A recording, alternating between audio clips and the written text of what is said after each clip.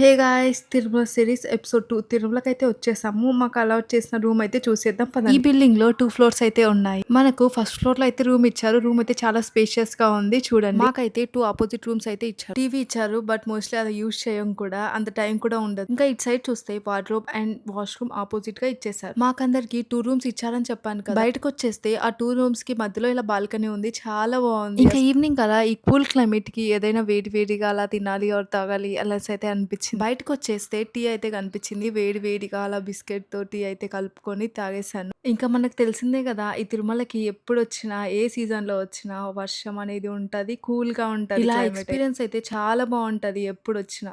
ఇంకలా కూల్ క్లైమేట్‌కి వేడి వేడిగా టీ అయితే తాగేసాను. ఇంకలా పక్కకి కొన్ని మీటర్స్ అలా నడిచేస్తే ఇక్కడ స్నాక్స్ అయితే కనిపించాయి.